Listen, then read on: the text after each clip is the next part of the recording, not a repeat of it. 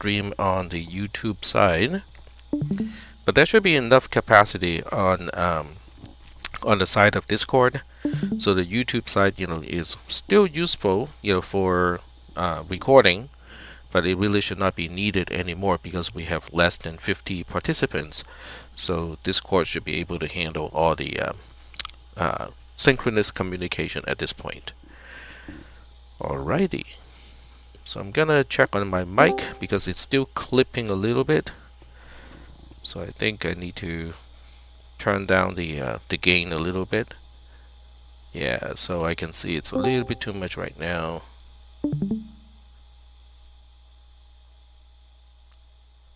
There we go. So now it should be better. Cool. Alrighty. Okay, so what we'll do today, potentially are a few of these things. Hopefully, we'll get to compiling C control structures finally, because we have been trying to get there for a while already. I'm not sure, how many people want to talk about the solution of the swap subroutine. If nobody cares, okay. I was almost finished with my sentence, and then Jonathan W responded right away. It's like, okay, cool. So we'll talk about the solution of the swap subroutine. RPN, is not as important, but it's an interesting topic. So maybe we can talk about it. Maybe I can swap between these two. Okay, so let me change the order of those two topics. There we go. So this time I'm not using, I'm still using Joplin, so everything is still being saved in Joplin. But instead of using Joplin as the interface to type and also to present, I am using an external editor. So this is NVim or NeoVim as a separate editor.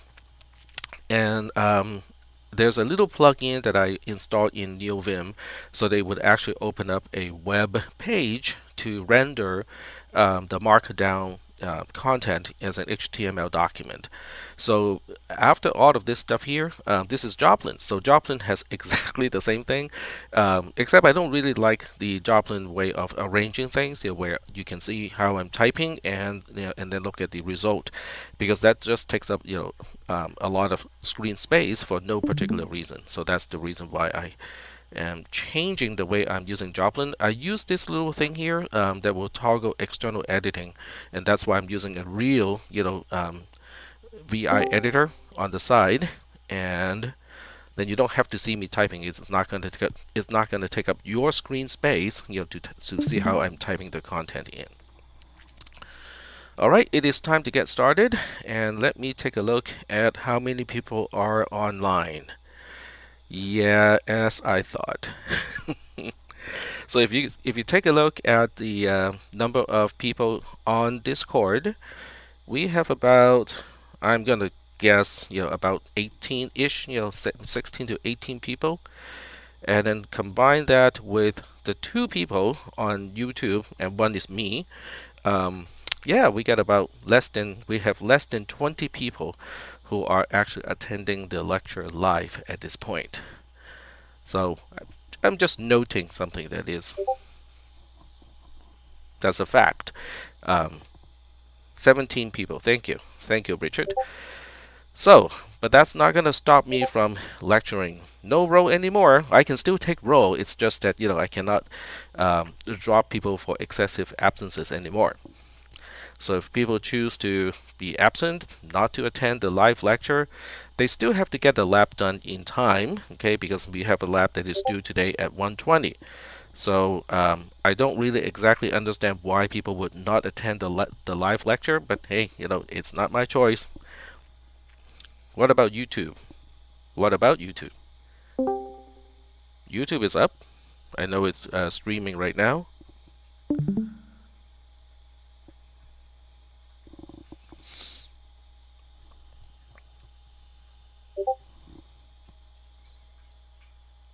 Yeah, I can actually see how many people are watching on the YouTube side, and I can tell you not many. Alright, so let's go back to the swap subroutine. Even if you can get it done, you can still kind of watch the whole thing. Maybe it helps to kind of help the concept to sink in a little bit. So it is in function calls, and once again, it's broken up into two parts. One part is just the quiz, the other part is the submission of the program. So I'm going to open up the quiz itself, and in the quiz, there is, I cannot remember where the pseudocode is provided. So let me take a quick look here.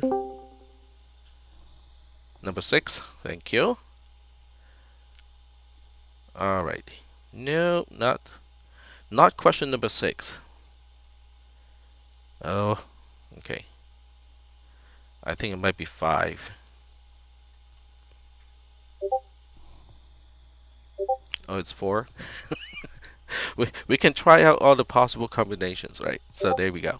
Thank you. There we go. All right, so this is the question. This is the question where the subroutine itself is introduced, and this is the main that is going to be used to call the subroutine. The main is corresponding to this main over here, where we have two local variables. One is x and one is y, and they are respectively initialized to 3 and 7 in this case. And then when we call swap as a subroutine, let me zoom in a little bit so you can see better. So when we call swap, we pass the address of x first, and then we pass the address of y. But this is seen from the perspective of the C code. Now, from here on, I've talked about this already, but I'm just going to talk about it one more time. When I say C, it really is a subset of C++, which means, it really is C++. It's just the easier portion of C++ without all the object-oriented stuff. So anyhow, this is the main program, which corresponds to the main that is given to you. So you don't have to worry about main at all. You can actually see how main is constructed, how the parameters are, how the arguments are passed. So your only job is to worry about the implementation of swap.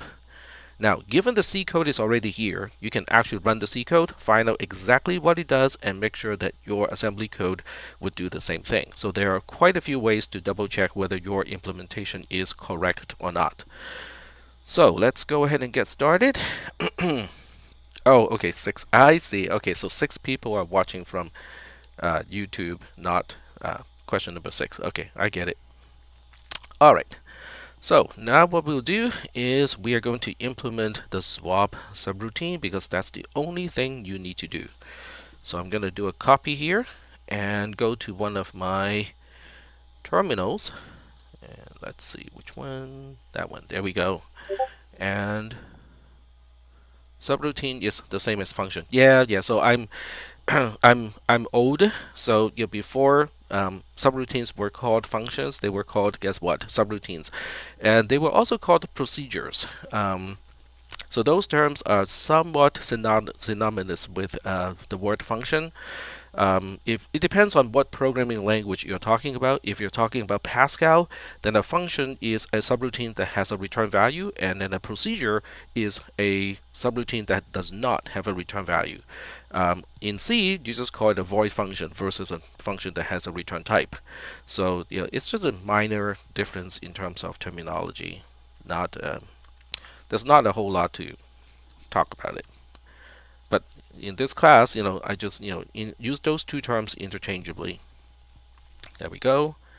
All right. So what I have here is I have just put in the C code into a program. So now I can just kind of comment out every single line. Okay.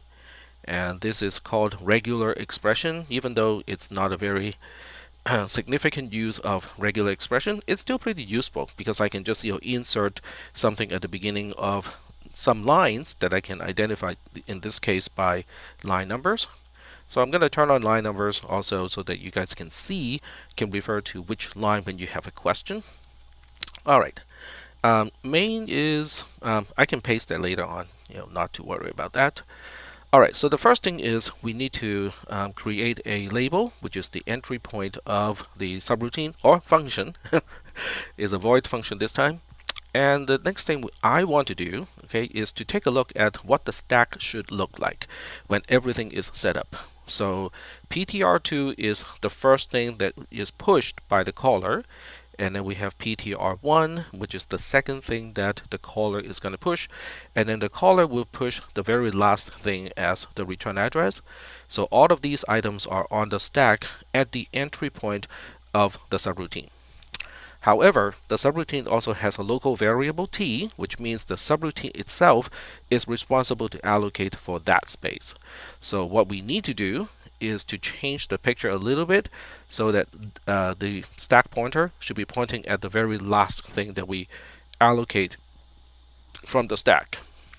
So when I need to create labels, so that I can keep track of, what is where relative to where the stack pointer is pointing to.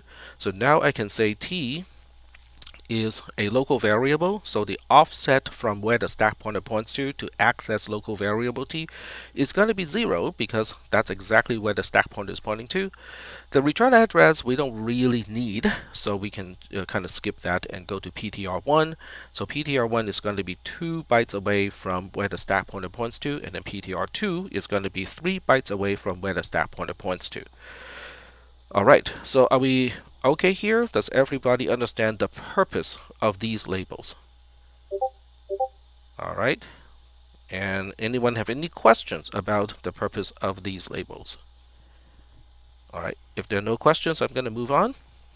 Alright, so the labels is one thing, okay? What the value of the labels really does not affect at runtime, what we are doing with the stack pointer.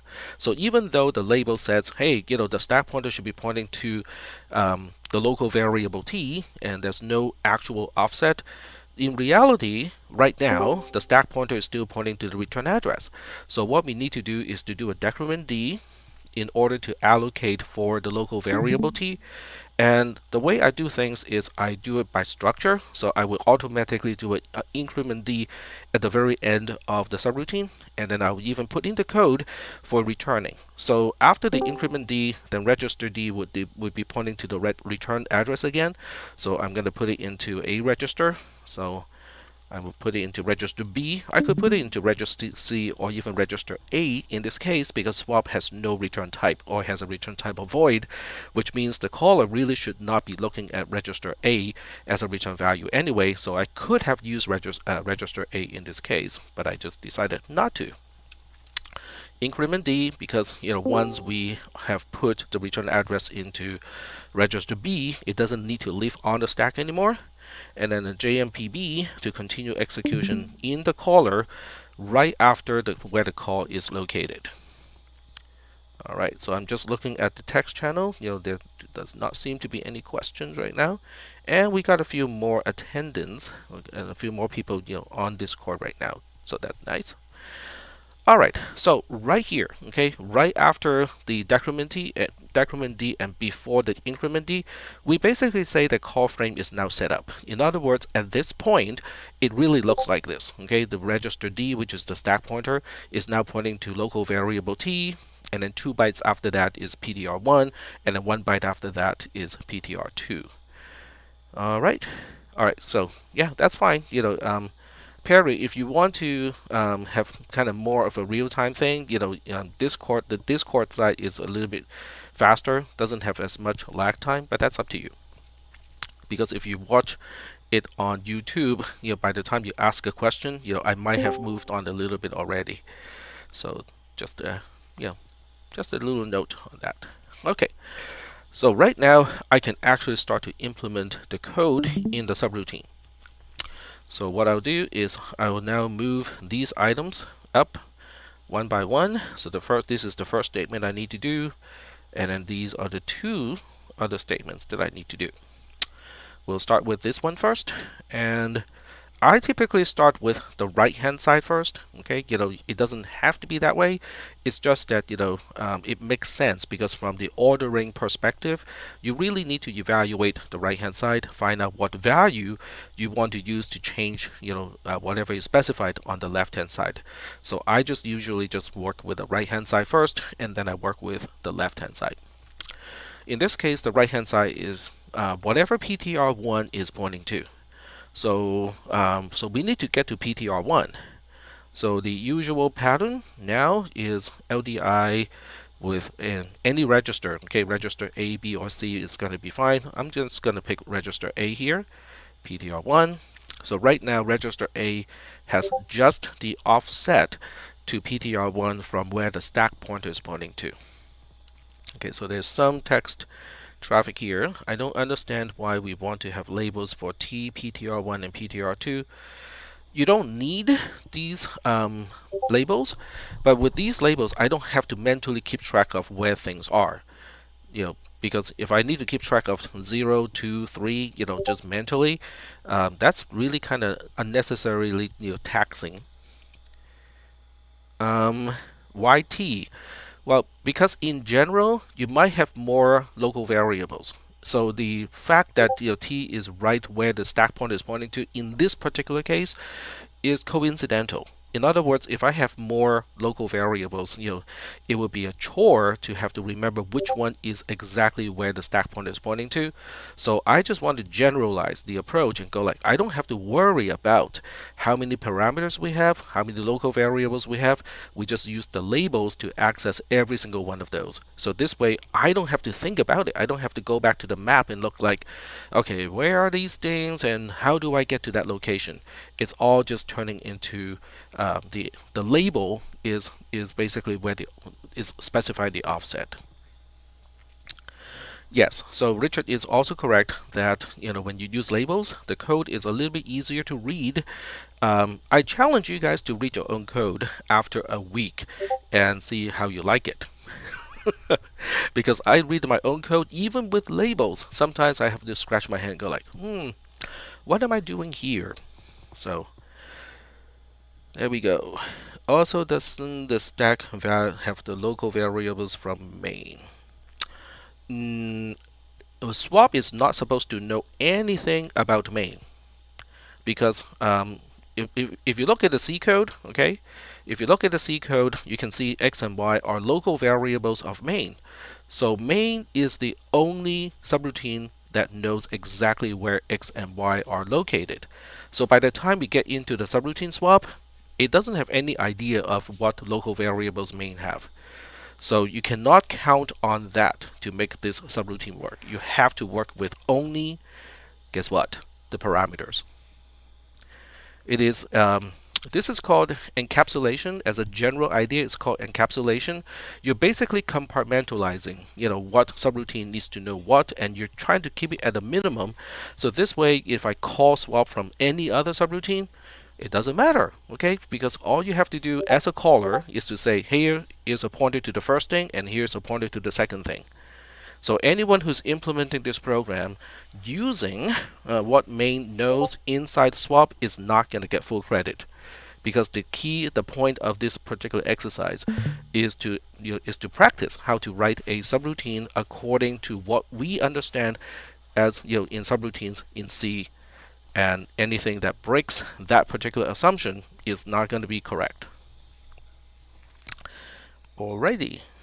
So the way I was trying to think about this, it was T was a temp holder for the content of PTR1 and PTR2. Yes, that's exactly what it is. Okay, that's why it is just a local variable, because no one other than swap needs to know about the local variable T, because it's just it's just a handy thing to use when we are in the swap subroutine. No one else needs to know it. Nobody is going to use it for any purpose. So that's why it is a local variable. But the same thing can be said about local variables x and y of main, because nobody else needs to know these two. When a swap subroutine needs to be called, then main is going to have to call swap and use parameters or arguments to pass the address of x and the address of y. We can still use LD to get the x and y value. It's a dereference. You won't be using x and y directly. You'll be basically dereferencing PTR1 and PTR2, because the only thing swap can count on are PTR1 and PTR2. Swap has no cannot access x and y at all in main.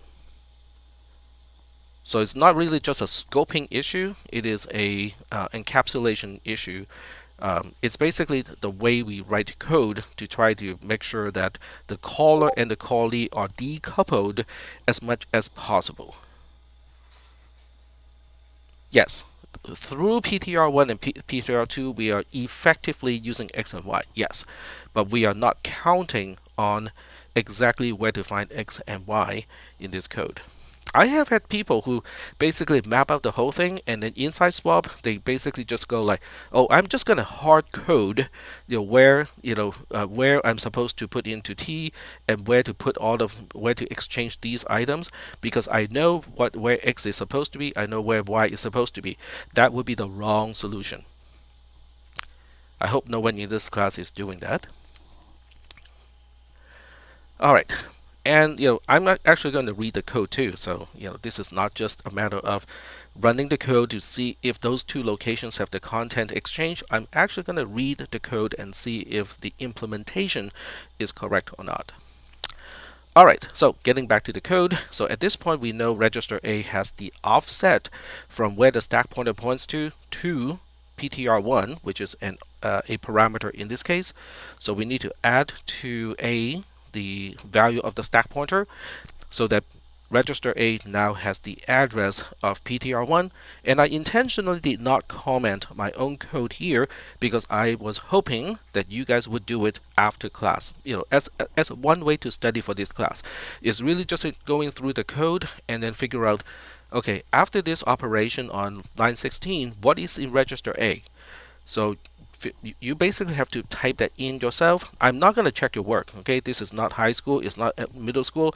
I'm not going to say, okay, you guys have to turn in your notes so that I can see whether you are taking notes or not. No, I am not going to do that. So this is something for you to do to help you understand the material better. Alright, so after this, we have the address of PTR1 in register A, and we look at what we actually want to do. Does it look like that we are interested in the address of PTR1? No, we are interested in what PTR1 is pointing to. But in order to get to what PTR1 is pointing to, we need to get to the value of PTR1 first. So we need a dereference at this point. Okay, I'm just trying to see if I can reuse some registers. Looks like I could reuse this. Okay, so I'm gonna get to AA. Okay, there we go. So after line 17, register A actually has the value of PTR1. Now, somebody might be complaining and go like, but PTR1 itself is a pointer. How can it have a value? Yes, a pointer also has a value. That value turns out to be the address of something else. Okay, so a pointer does have a value. So at this point, after line 17, register A has the value of PTR1, which is a pointer. But once again, we are not even interested in that. We are interested in what that thing is pointing to. So I need another LD, but I'm going to use a different register. I'm just trying to work this out and see if I can reuse register A because the next statement needs to access PTR1 again. So I'll see if I can kind of save myself some trouble here. So after line 18, B has the entire right hand side. B has actually asterisk PTR1, which is the content that PTR1 as a parameter is pointing to. All right. And now we can focus on the left hand side. So I have used up register A, but register A can now be reused because I don't think I need to use it. Nope, I cannot reuse register A because that's the whole point. So I'm going to use register C in this case. So I'm going to use LDIC with T because we need to store it to T. So now C has the offset from where the stack pointer points to the local variable T. And then the next thing we need to do is to add CD, which turns C into the address of local variable T. And that's all we need, right? So now we can use a store to where C is pointing to, whatever B has. So do we have any questions about how lines 15 to 22 in TTP-ASM is going to implement the C code on line 13? Okay, we got some questions coming. That's good.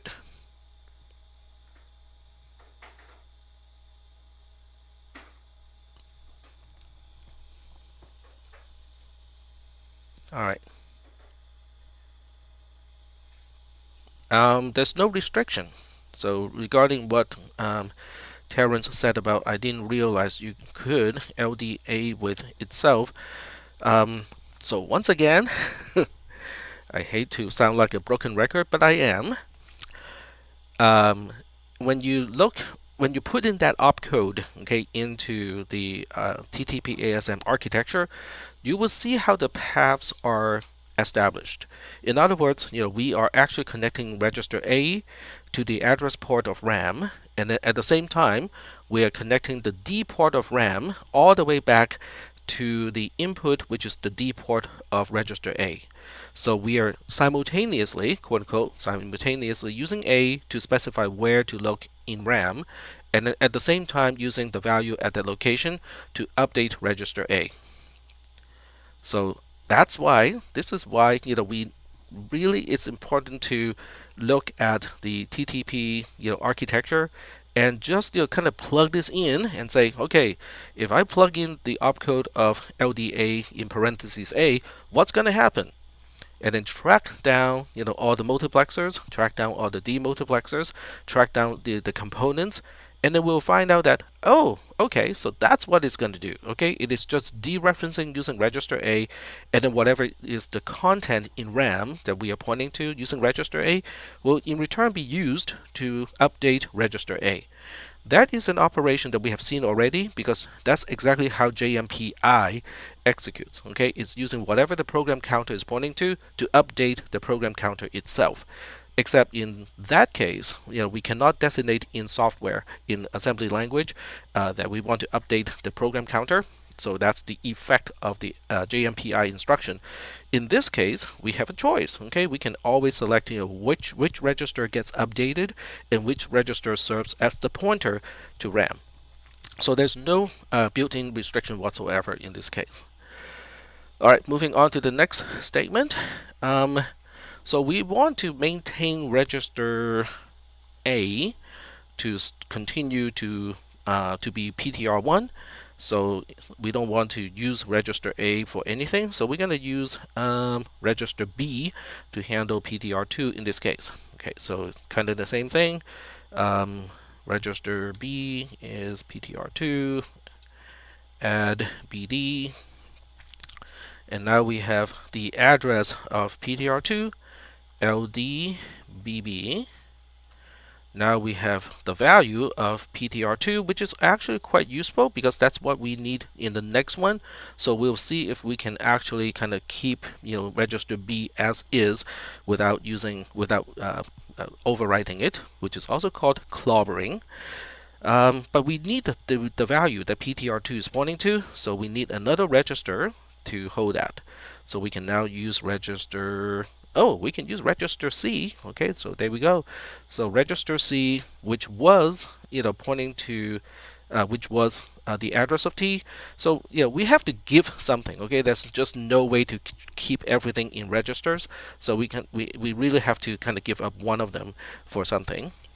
So we're going to use register C in this case to be the content that PTR2 is pointing to. So now that we have the right hand side done, now we have to figure out the left hand side. So the left hand side in this case is whatever PTR1 is pointing to, let's store whatever is on the right hand side to that location. But since I intentionally maintained the value of register A, so register A continues to be PTR1, so now I can just say, haha. We can just store to whatever A is pointing to because register A is PTR1. So when you store to whatever A is pointing to, you're storing to whatever PTR1 is pointing to. So now we are done with the second statement in C. And here's the last one. So the last one, we are keeping track of PTR2 using register B. And so we can use the other two register to figure out what is the value of T at this point. Same thing, okay, use one register. We cannot use register B, so A and C are fair game. So I'm going to use register A. So we have the offset, we have the address, and we need to retrieve it. Okay, so we have a LDAA. So register A now has the value of local variable t, and we need to store that to whatever register PTR2 is pointing to, but register B is still the same as PTR2 at this point, so we can do a STBA to finish up this operation. And then the rest is just balancing the stack, because this is the end of the subroutine. We don't have a need for the local variable t to continue to exist at this point, so we are deallocating local variable t at this point, and then we then use the return address to get back to the caller, which is main. Alright, so we got some text traffic coming, so I'm gonna take a pause here, and when I'm doing that, I'm just gonna copy and paste main into the same program, so this way the program will be ready to run when we're all done here. So that's just the portion I need, and to go back here.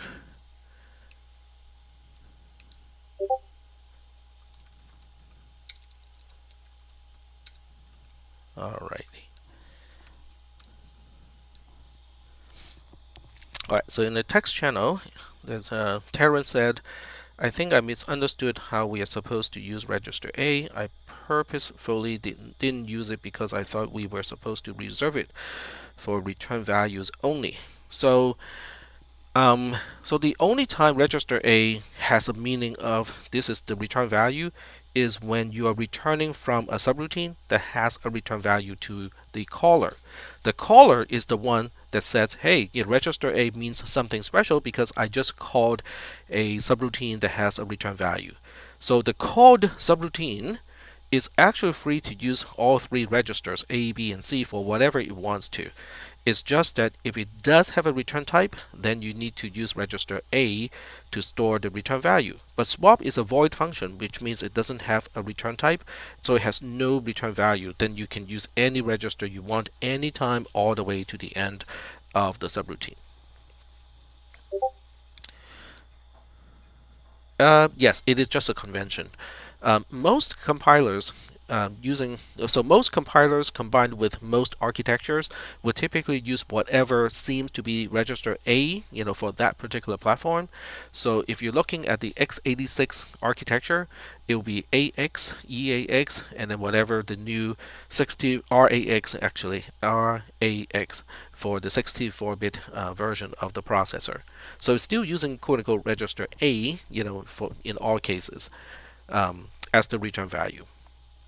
That's a pretty typical it's a pretty typical convention that compilers utilize. But every compiler can choose to do things differently. So you can have a compiler that says, I don't like to use register A, I like to use register B to specify the return value. So as long as the code for the caller and the code for the callee they're consistent and they both understand that register B is the one that is conveying the return value, it's actually okay too. Okay, except it does make writing code in assembly a little bit harder, because there are times when you want to write part of a program using regular C or C++, and then another part of the program you want to write in assembly code. So so that means if you need to do something like that, you have to understand the convention used by whatever compiler that you're using for the architecture that you're compiling to in that case. The swap code? Absolutely.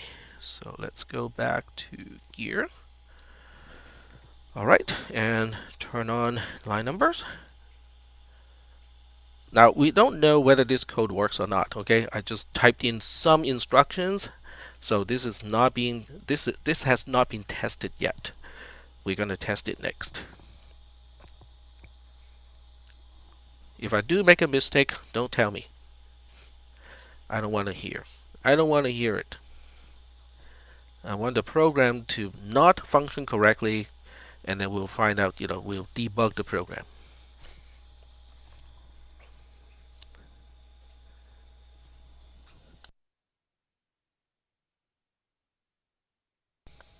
Alrighty.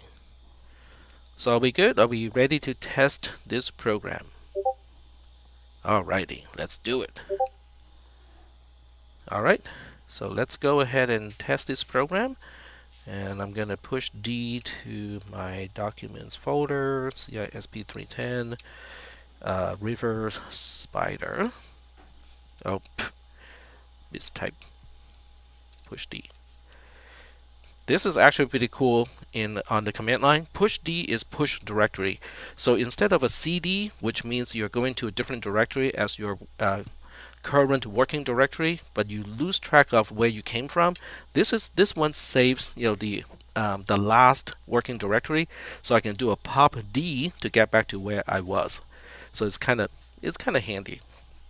All right, so we're gonna do a submit of the code that we just worked on, which is temp/swap.ttpsm. And then we need to start the assembler. I need to find it from all the tabs in all the windows. So I'm gonna search for that right now. Oh, okay, it's right here. So I'm gonna put it here. Alright, so I don't need this anymore. Move it out of the way. Alright, so we got everything done. Alright, so let's go ahead and check out this code. Make sure that we actually have the right program here. So we do have swap here. And then we check out analysis. Okay, and you can see how analysis is kind of compact using this method.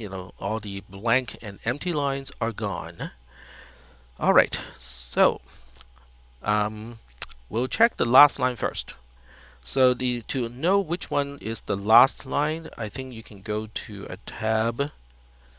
Oh, okay, which one is it? Trace processor summary, I think.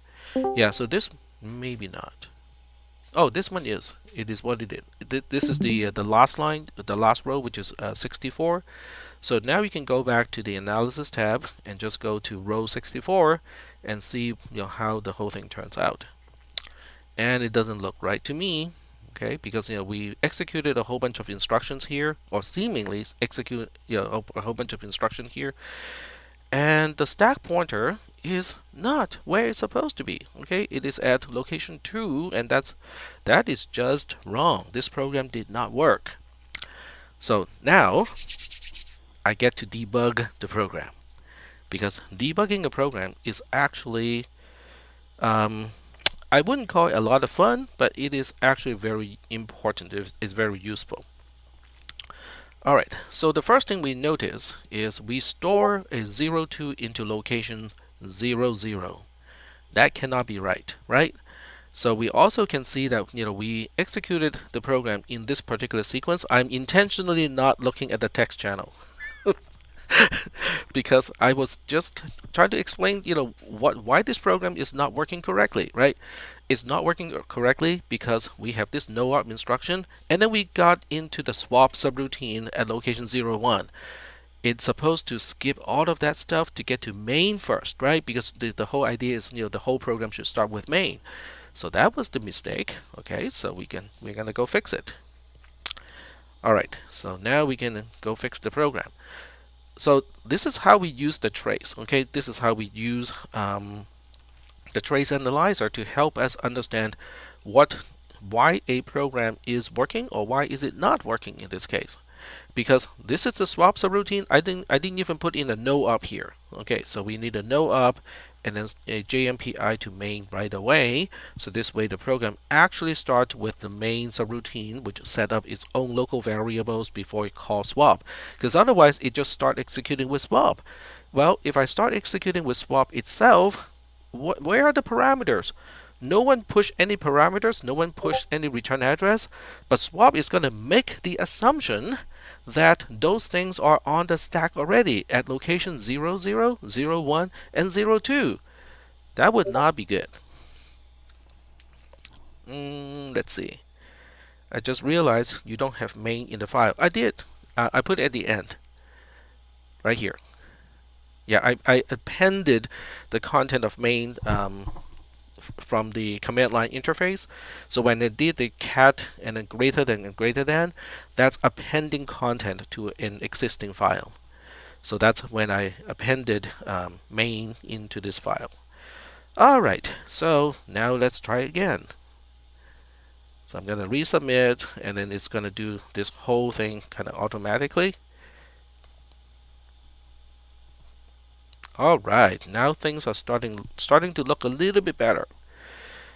Why is it looking better? Because I can see that we started with the no-op instruction, then we have the JMPI instruction, and then we ended up at a later location. We are not just continuing with whatever is next to it, because it's a JMPI, it is an unconditional branch instruction, and then 1C is corresponding to main, because when you go to the Assemble tab, and you go to 1C, it is indeed the instruction right after the label definition of main. So now things are looking a little bit better, okay, but we don't even know whether it's entirely correct or not until we get to the end. So we're gonna fast forward to the end, and the stack pointer went back up to 0, 0. That's always a good sign, okay? That's always a good sign. And then now we want to see if it did exchange the values between x and y as local variables of main. X got 0.3, y got 0.7. So now we need to kind of keep track of these two locations. FE had the value of 0.3, FF had the value of 0.7. So if I just kind of skip a bunch of stuff and only focus on those two locations, now we can see how FE is getting, location FE is getting the content of 0.7, and this is how location FF is getting the content of 0.3, and I believe that is swapped. Yes, so that is now swapped, and so now we can tell that the subroutine is working the way it's supposed to. All right, so I'm gonna ask any questions at this point. Are there any questions? Does everybody understand what the C code is supposed to do first? Okay, because if people don't understand what the C code is supposed to do, I mean there's no hope in actually writing the code in TTP ASM. Why didn't it work? I don't see what you did differently. Oh, okay. I made that stupid mistake at the beginning. These two instructions were not there. So because execution always starts with location 0, so without these two as the first two instructions, that means this becomes the first instruction. And obviously that is not really a good place to start, because swap is supposed to be called from main with all the return address and all the arguments already set up on the stack. So we cannot start executing in swap like that. Okay, we really need to get to main first, have main to set up everything, then we can call swap to get things done. That's why.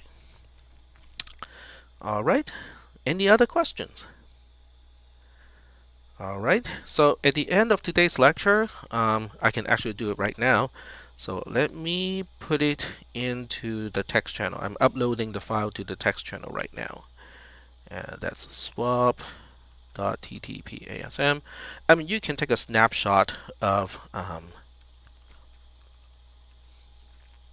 the assembler right now. So if you get to the assembler right now, I can see one person is here. Where's the rest? Oh, that person is gone too. Okay, so get to the assembler right now, and if you did, you can make a copy. Just go to File, and then get down to Make a Copy. Make sure that you specify your own Google Drive first, and then get to a subfolder perhaps of your own Google Drive. And then you might want to change the file name. Instead of just assembler, which is super generic, you might want to call that assembler swap or something like that. So this way, you not only do you have the actual source code as the answer, but you also have the trace already done. So so you don't have to go through all the trouble, to kind of upload the TSV file, blah blah blah. So it's all basically done for you. Now, obviously, having this assembler file, is not automatically going to help you. It's just giving you an extra example to understand how things work. Okay, so now once you have made a copy, then you can start to comment here. Now you don't have to comment here. You can just kind of select this entire code here. Okay, you'll do a copy and then paste it into Notepad or Notepad++ or whatever editor you want to use, and then put in the comments into the text editor. If that is not helpful, okay, you can even do something like this. Okay, you can even start a new spreadsheet. Okay, I'm just going to demonstrate the idea. Okay, but you basically have to figure out what works best for you. Okay, so one thing you can do is to open up a new spreadsheet. This one cannot be, you cannot see this one because I just created it, not in the share folder, so you can't really see this one. So what you do is you keep one column, for the code itself, and then you can use additional columns to keep track of what is in each register and what is on the stack at this point of time. So that way you can now say, okay, let's take a look at this location here, okay, this instruction here. What is going to be in register A after this instruction? And you can use one column to track one register, and then use another column to keep track of what is on the stack at this point, what the stack pointer is really pointing to at this point, and what are the other things that are also on the stack at this point. So I would recommend you to do this at least once. Okay, this would be a good program to do it because it definitely illustrates the concept of local variables, parameters, and also the use of pointers. So I would definitely suggest that you do that. Now, if you want to look at the stack, okay, the other thing you can also do is to use one column to look at whatever is in location FF, one to look at whatever is in FE, one to look at whatever is in FC, FD, and then FC, and so on. This program doesn't use up that many locations, so it's not like you're going to use up like 20 columns, to keep track of the content in stack. Let's check out how many things we're supposed to have. We have this X, we have Y, and then we have the second argument, the first argument, the return address, and finally T. So we only have what? 6 items on the stack. So using this particular way, using a table to kind of keep track of what has what at what time, hopefully that will give you a more complete idea of how a subroutine communicates with a caller, in this case not using a return value, but the two are communicating using parameters and pointers also. So this would be a highly recommended activity, is to fill up every single one of these columns. Let me complete this thing here. Okay, so we have FB and FA, and then we have the 4 registers, right? So we got register A, register B, register C, and register D. Okay, register D, by the way, is really just the stack pointer. So for every instruction, okay, fill in these columns as much as you can. So in the lecture, okay, if you go back and replay today's lecture, I have said all of that stuff already. Okay, so it is just a matter for you to kind of rewatch the video, and while rewatching, pause whenever you need to, and then just kind of comment, using this particular spreadsheet setup. I'm not going to share this one, because I'm pretty sure you guys know how to set this up just by rewatching this video at this point. But once again, this is a highly recommended activity for you guys to do. I will not ask you to turn in something. I'm not going to check whether you did it or not, okay? Because we are in college. We are not in high school. Cool. I'm so thankful that I'm not teaching high. All right. So there is that. And if we don't have any questions, then we're going to move back on to talk about how to compile a program. So I'm going to have you guys, kind of think about this a little bit, see if you have any questions. And if not, then we are going to finally get to the module that I have been trying to get to for a while. And that would be compiling C control. Yeah, that was me, because I got a message from my own computer that prompted me for the password to get back onto the my router. It's like, why? What? Yeah, that didn't make sense to me. Nope, it wasn't your internet, it was my internet. It's possible that something got updated and the router decided, I'm just going to reset myself now. But good thing I'm not using Windows, because otherwise I might get an update of Windows in the middle of teaching a class. My son got that once when he was in the middle of a game, and boy was he pissed.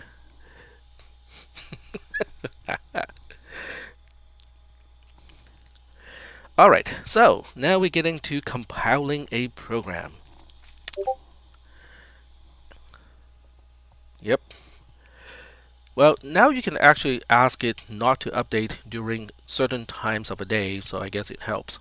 I wouldn't know because I'm not using Windows at all.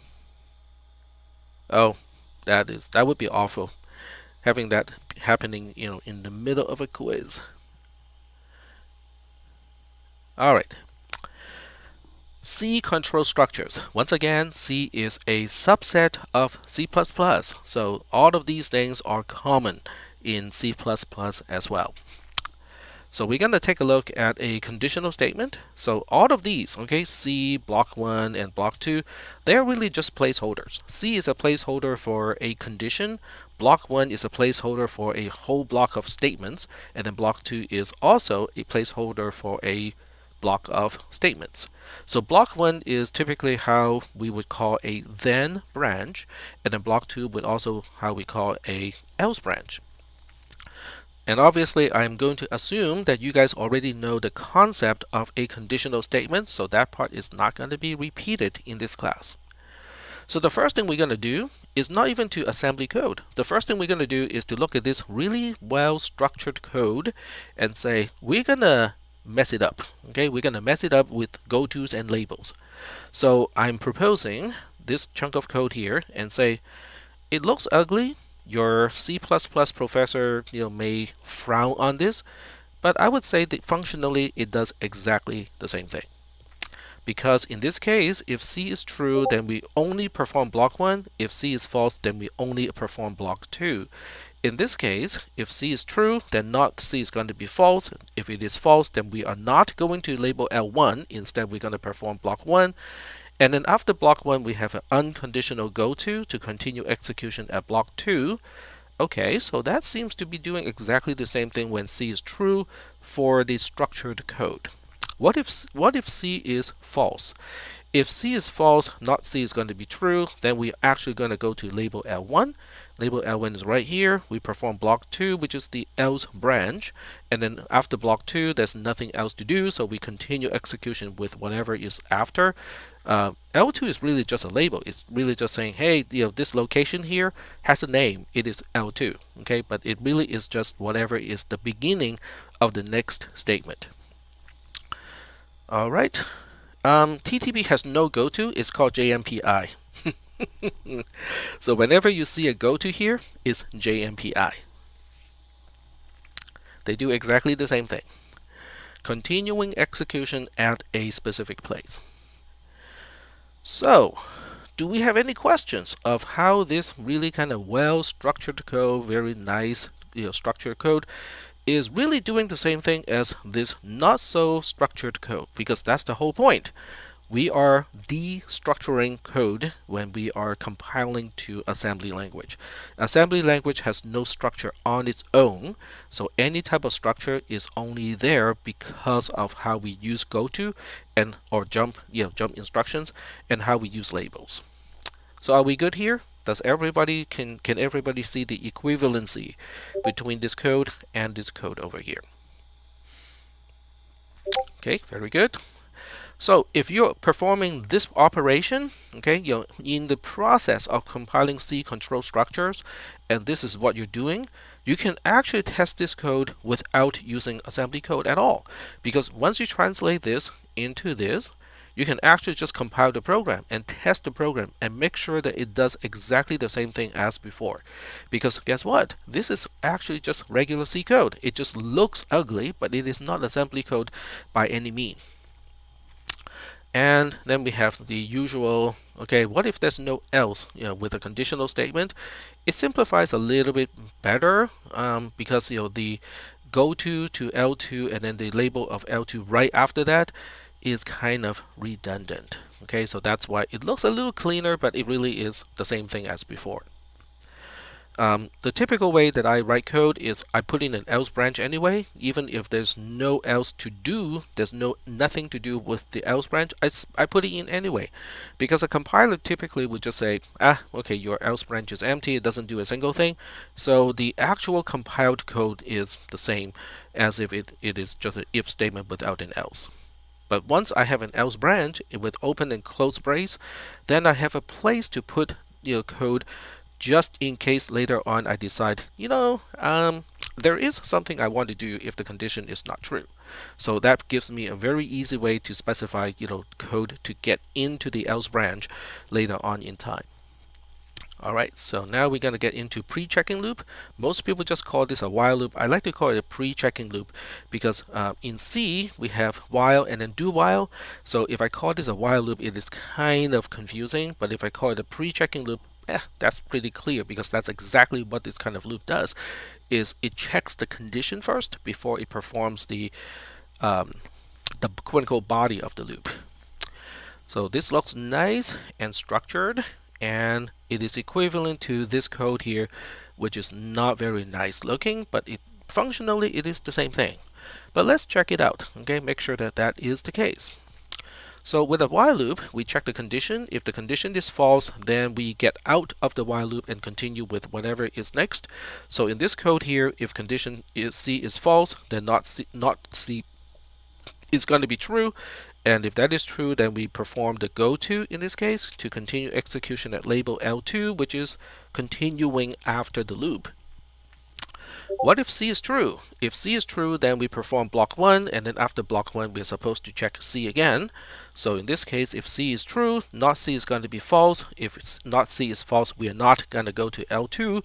Instead, we fall through to execute block 1. At the end of block 1, we have an unconditional go-to, an unconditional branch back to L1, and which means we're going to recheck the condition to see whether we should exit in this particular iteration. So these two blocks of code are really the same thing functionally. One is just having a structure, the other one does not have a structure. Well, we can apply this recursively. So Jonathan, we can apply this recursively. In other words, if this block 1 here is a conditional statement, then recursively we can apply this translation. And if block 1 itself is also a while loop, then we can reapply section 3.2, but we cannot use the same label names anymore, okay? Because otherwise it would be very, very confusing. So I'm going to give you guys an idea of how to use label names in a very structured way so that you don't have to worry about, oh, maybe I have used this label already somewhere else. Okay, so I'll talk about that in just a little bit. And now we have section 3.3, which is a do-while loop. I call these post-checking loops because we perform whatever the operation is first, and then we check the condition. Post-checking loops are usually not very common in most programs. I would say the ratio of pre-checking versus post-checking is about 90 to 10%, if not more. Okay, it's more leaning to like 95 to 5%. So do-while loops are usually kind of unusual in an algorithm. So in this case, it is easier to translate. Do block 1 while C translates to block 1 first, and then we have a if C. If C is true, we go back to label L1, which is a label right before block 1, so that we can perform block 1 again. Are there any questions about the translation of these three control structures that are very common in C and C++? Okay, no questions. And somebody's now going to say, what about for loop? And I'm going to say, what about for loops? What about for loops? All right, so let's check out what a for loop really is. I can just stash it here. So there we go. So now we have a block of code here. Okay, very good. Okay, it's a very natural question because most people are used to a for loop. So with a for loop, it has several parts, right? So we have the first part here is, they're all expressions, by the way. So we have expr1, we have expr2, and expr3. and I'll explain what each one is in just a little bit. And then we have block 1 over here. So that's the general look of a for loop. And obviously I was using the wrong syntax because these are semicolons instead of commas. There we go. Now it looks right. So this really is equivalent to the following structure here. So expr1 is really just an expression that is outside or and before a while loop. So we got expr1 over here, and then we have a while loop. expr2 is actually the same as the condition of the while loop itself. And inside the while loop, we have block 1 first, and then after block 1, we have expr3, which is known as a post operation. There we go. So this chunk of code here, which is nice and easy to read and recommended by your your professors, is really the same thing as this code over here. expr1 is the pre-loop initialization, expr2 is the stay-in loop condition, and then expr3 is called the post operation. It is performed at the end of every iteration of the loop. So does that answer the question? Yep, okay. In other words, if you want to, you can actually look at a for loop as eye candy. Okay, it just makes things look better, but functionally speaking, it is the same thing as this while loop here with expr1, expr2, and expr3, and also block 1 positioned in this particular way. Alrighty. Then what about switch statements, right? Isn't that also something that's kind of important? So a switch statement is kind of an exception case because you can kind of translate that into a bunch of conditional statements like if, else if, else if, else if, but it's not exactly that either, because for each case, unless you remember to use a break, it will fall through to the next case in a switch statement, which is actually a big problem because a lot of times we want each case to be separate and it just terminates by itself. Rarely do we want to fall through to the next case. Okay, so that's actually not the default. But most of the time when people forget to use a break statement at the end of a case, it falls through to the next case automatically, and then things don't work anymore. Okay, but when you look at the code, it looks right because the indentation typically has the case being less indented than the actual body of a case. So so personally, I think using a switch statement, I would use it very sparingly. Okay, only when it makes sense use a switch statement. Otherwise, I would just use a if, else if, else if, else if, else if statement. Are we good so far? So we are not going to talk about the implementation of a switch statement. Okay, very good. Alrighty. Oh, breaks is evil. Break is basically a go-to to a label that is at the end of whatever control structure that the break is breaking out of. That's what a break is. If I am teaching a C, C++, or any type of structured programming class, I would ban the use of break and continue. It doesn't matter what language. Okay, I'm gonna ban those two statements and also go-tos too, because go-to labels, break and continue, from the structured programming perspective, they are really, really awful concepts to use. Using a return statement other than at the very end of a function definition is also a very, very bad idea. So all of those things, they may sound, they may look handy at the time for certain things, but over time, when you're expanding a subroutine, making it do more, and so on and so forth, in the end, they are very awful programming practices. But that's just my opinion. That's definitely a little bit subjective, but I do have objective experiences to back it up. Yeah, that's why sometimes your go-to is called a G word, just like just like the F word. Okay, it's a taboo. We don't say it. We don't say it in polite conversations. But in this class, we have to use go-tos because we are working at a low-level construct here. So we cannot get things done without unconditional branches. That's why we use the G word in this class. Alrighty, cool.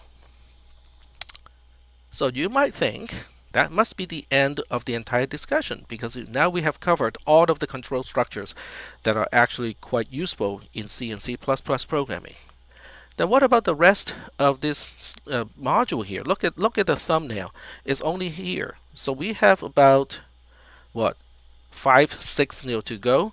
So what about the rest of this? Well, as it turns out, this C here, the condition C that we have been abstracting as just C, can be complex, right? This C over here can be a conjunction, and then a component of the conjunction can be a disjunction, and then one component of the disjunction can be the negation of another conjunction, which then can return another disjunction, blah, blah, blah, blah, blah, blah. Okay? Okay, well, in assembly language, we don't have conjunctions, we don't have disjunctions, we don't have negations. Okay, so how do we convert those into assembly code? Well, that's what section 4 is about. Okay, so let's take a look at section 4. Section 4 says if the condition so happens to be a negation of something, you can always get rid of the negation by restructuring the code, making the code look a little worse, but then the negation as an operator is gone. So if the original code is if not C go to L1, then you can always say if C go to L2, L2 is a continuation point, and then have go to L1 as the fall through if C turns out to be false. So can everybody see how this code here is functionally the same as this code over here with the effect of getting rid of the Boolean negation of the condition C? I'm going to give you guys a little bit of time to think about this. All right. So how do we think about this, right? Tech, you kept asking us, do we see whether these two pieces of code are the same or not? But how am I supposed to do that? Well, think about it this way. C is a Boolean, which means it can only be true or false. So you just have to think, what if C is true? Well, if C is true in this case, not C is going to be false, which means we are not going to continue execution of at L1, wherever L1 is, and we're just going to continue with whatever is right after this conditional statement. That's what's supposed to happen when C is true. So now when you look at the second piece of code, same thing. What if C is true? If C is true, we are going to go to label L2, and guess where label to L2 is? L2 is right here, which also means, oh, we're just going to continue executing whatever is after this block of code in this case. Then you ask the question, what if C is false? If C is false, not false is true, so then this becomes a true condition. The entire thing is true. So then we are supposed to continue execution at label L1, wherever L1 is supposed to be.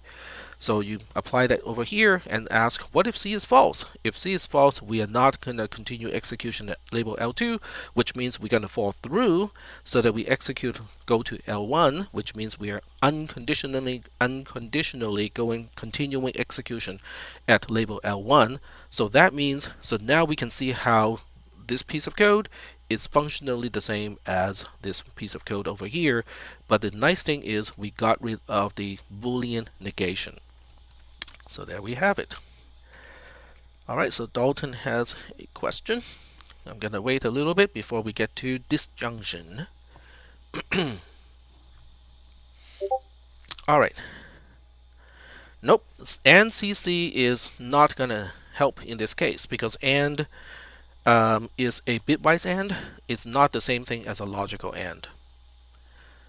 To understand why it's not going to do the job, you have to kind of look at the pathway in the processor when you execute and CC. So then you can understand why it doesn't work. So you can see how I keep going back to the architecture because the opcode, okay, the mnemonic, which is what we see in the program in text, is really just a handy way to translate to so that we can specify the opcode without having to remember all the binary code patterns.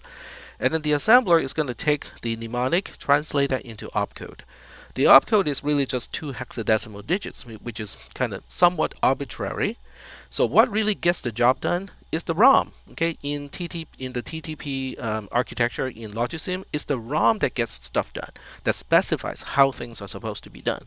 And then when you look into the content of ROM, okay, each location is going to specify exactly how we want to configure the multiplexers, the demultiplexers, the registers, RAM, and so on and so forth, so that we can actually see how things are connected and which one is active, which means it's going to be updated.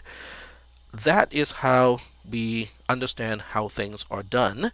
So, and that's also the reason why we can look at the not instruction. There's actually a not instruction, there's an or instruction, there's an and instruction too. But they do not do what you think they do if you just look at the name, because once you look into the opcode and once you look into the microcode in ROM, then you'll say that, oh, these are really just calculations. We are just calculating something and then put the result back into a register. It's not going to influence the flow of logic. So there you go. They are bitwise. Everything is bitwise in TTP when we look at not, or, and. That is correct. So JMP L1 is go to L1, and then JC is kind of an if statement, but it's a very specific kind of if statement. It says if the carry flag is a 1, go to something. So that's very specific. We do that sort of translation at the very end of the process. So Vlad is correct about that. It is a conditional kind of branch when we use J something I. So we have JCI, JZI, JSI, JOI, and JLI. So all of those are actually conditional branch statements. They correspond to something like this, but the condition is only going to be, is this flag a 1 or not? Okay, and in the case of TTP, it's only capable of saying if the carry flag is a 1, let's go somewhere else. It cannot even say if the carry flag is cleared, go to somewhere else. It doesn't even have a JN, CI. Okay, most architectures has a JCI and also a JNCI. TTP is simplified enough that it doesn't even bother with the negated flag branch, because it's really not needed, okay, because we can just do this trick here, so it's not needed. All right. What about OR? Okay, you can see how I use double bar here, which means this is a logical OR and not a bitwise OR. So what this means is if condition C is true, let's go to label L1. What if condition C is false? Then we check condition D. If condition D is true, then we'll also go to label L1. That's what logical OR is. So it becomes the following code. If condition C is true, then don't bother with condition D. Let's just go continue execution at label L1. If condition C is false, then we're going to check condition D. If condition D is true, then we will also go to label L1 to continue execution. So the only time we are not going to label L1 is when C and D are both false. Then we continue execution with whatever is after this block, which is the same behavior as the original code. So the idea here is to make the control structure more complicated, but as a price, we're buying something. What we are buying here is we are making the condition, we are making the Boolean expression simpler, because before we have a disjunction of 2 possibly complex conditions, and then after we just have each one on its own. So we basically have to apply these techniques recursively until we get to a point where, oh, I think we know how to do this in assembly code. Alright, so the last one is conjunction. So we have C and D in this case, which means we only want to continue execution at L1 if and only if C is true and D is true. So in this case, if I check C and C turns out to be false, then I can just say, don't bother with condition D. We know we are not going to go to label L1, so we make a continuation label L2 and just say, let's just continue at label L2 because there's no chance if condition C is false that we're going to end up at label L1. But on the other hand, if C is true, then not C is going to be false, which means we are not going to go to L2 right away. Then we also want to check condition D. If condition D is also true, then we continue execution at label L1. But if condition C is true, but condition D is false, then this condition here is going to fail. We are not going to continue to location L1. Instead, we'll still be falling through to label L2 in that case. So that's why this block of code is functionally the same as this block of code here, except we are getting rid of the conjunction here. And somebody's going to say, yeah, you're getting rid of conjunction at the price of a negation. Yeah, but later on we'll find out that negations they're pretty easy to take care of.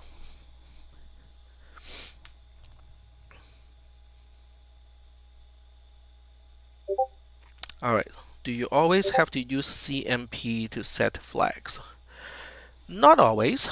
If you want to see if something is 0 or not, you can use that trick that we have already used, I think. Maybe not. I think we did. Well, okay, so we didn't quite use that trick to see if something is 0, but if you want to check if something is 0, you can do it without a compare. You can use and then a register with itself, so it can influence the 0 flag, and that can be done. All right, and next question is for the OR example. Would the label L1 be replaced after L2? All right, so for the OR example, no, L1 is just just a placeholder of where we were supposed to go if C or D is true. So so these L1s are the same as this L1 here. The OR example does not require a new label. Oh, you mean and? Okay, there we go. So this L1 here is really the same as this L1 here. They're the same placeholder. L2 needs to be added because we need a place to continue execution. So L2 is basically an added label so that we can finish the logic. Why is it not C instead of C for the AND? Okay, so the way you think about this is to have a truth table. Okay, have a truth table where C and D are both false. C is false, D is true. C is true, D is false, and then C and D are both true. Okay, so use that truth table. Figure out what this code is going to do. There are only two things this code can do. Either it continues execution at label L1 or it does not, right? So figure out what this code is going to do for every single condition, for every single combination of the values of C and D as Boolean expressions, and then you apply the same thing to this block of code, and then you ask, okay, if C is false and D is false, what's going to happen with this code? Well, as long as C is false, we're going to continue execution at label L2, which is here. Okay, so that kind of is the same thing as what this code is going to do. What if C is true and D is false? If C is true, then we are not going to continue execution at label L2, not right away. But if D is false, then we are not going to continue execution at label L1, which means we are continuing at label L2 anyway. If C is true and D is also true, then that's the only time that we'll continue execution at label L1.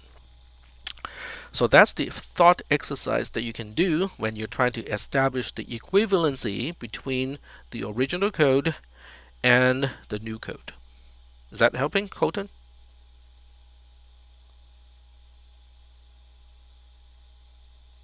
Because we have to look at it from the perspective of whether the replacement code is functionally the same as the original code or not. So it's a thought experiment that you kind of have to go through. You can use a piece of paper to help you to kind of come up with the truth table, and then you just kind of, for each row of the truth table, you specify the behavior of this code, and then you specify the behavior of this code, and we want these two to be exactly the same. There we go. For TTP, why don't we just build the operators as a function, then not have to implement these control structures every time. Not really sure what that means, because in an opcode, okay, so the bottom line is the processor has no concept of structured coding, because each instruction is kind of stand alone on its own to say, I know what I'm supposed to do, but it doesn't care, what the other instructions are doing or where the other instructions are located. So each instruction is on its own and say, okay, my job is to do blah. Okay, but it has no awareness whatsoever where the other instructions are located and what the other instructions are doing. And that's why, there's no easy way to specify control structure as quote unquote individual constructs in assembly code. I'm not sure whether that's helping or not. All right.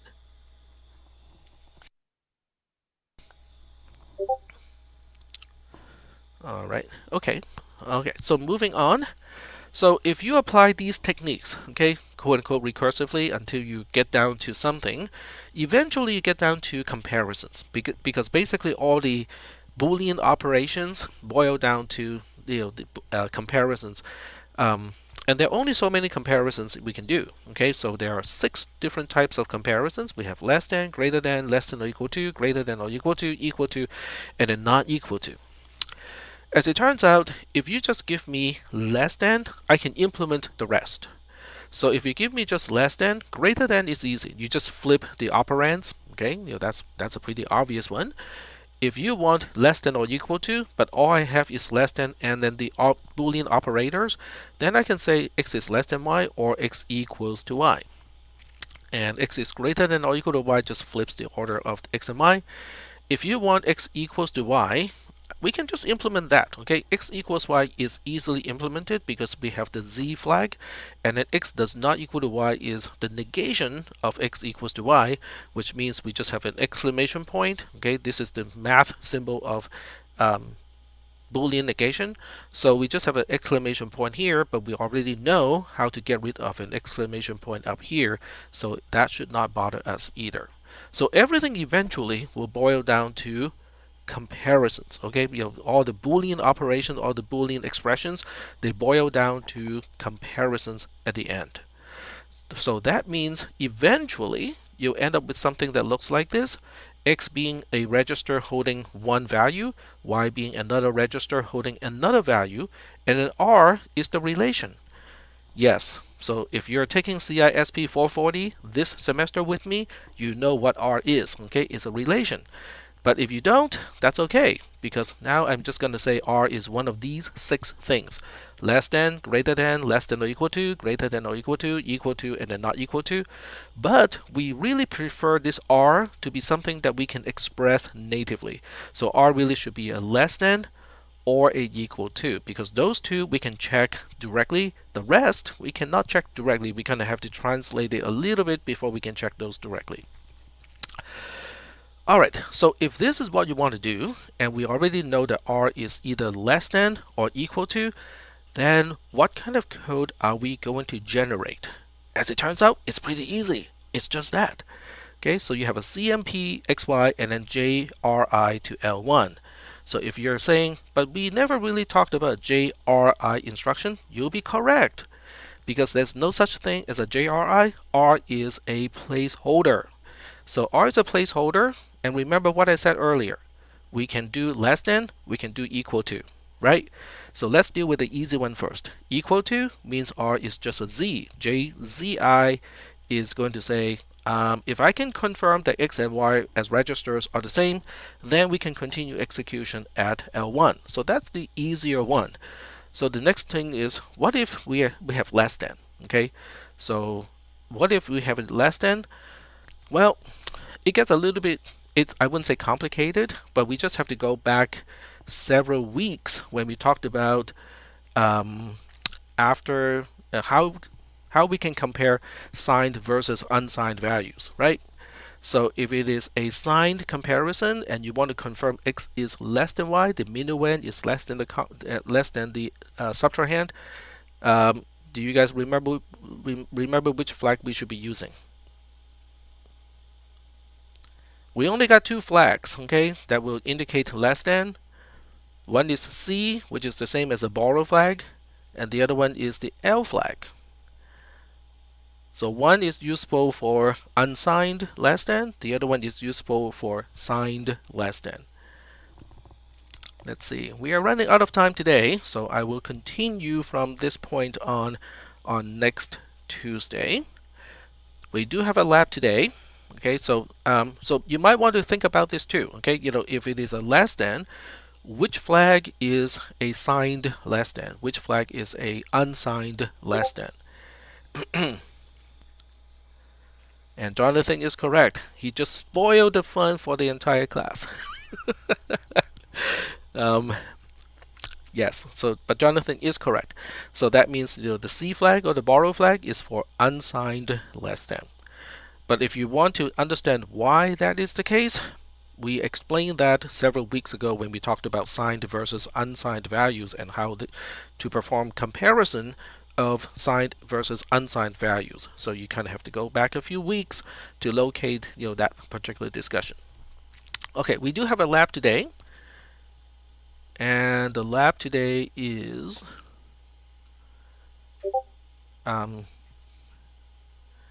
the frame thing. There we go. So call frame right here. So we're gonna take a look at this because you need the passcode to get into the quiz. I believe it is framed. That's the oh, wrong place to go. I need to go to edit. I believe the passcode is framed. You can give it a try. Pretty sure that is the case. There we go. Yep, okay, so there we go. Jonathan has just confirmed it. So it is framed. And the solution of today's lab, the lab that was due earlier today, the swap subroutine, actually will help you answer these questions as well. All right. And I think that's it. That's the end of today's lecture. Does anyone have any questions for me before I drop out of screen share and live stream? What should we do on Thursday? Well, Thursday is Thanksgiving Day. We don't have class on that day. So no class. But if you want to do something about that day, I can give you guys some ungraded assignment, ungraded work, then we can talk about it next Tuesday. I think that's probably a good idea because otherwise we have 1 week between today and next Tuesday, and I don't want you guys to forget what we have talked about so far. Okay, I'll give you something. I'll put it into the text channel today. I can do it kind of right away. All right, sounds good. And I am going to sign off from screen share and also from YouTube, but I will put the activity into the text channel of today, so watch for that today.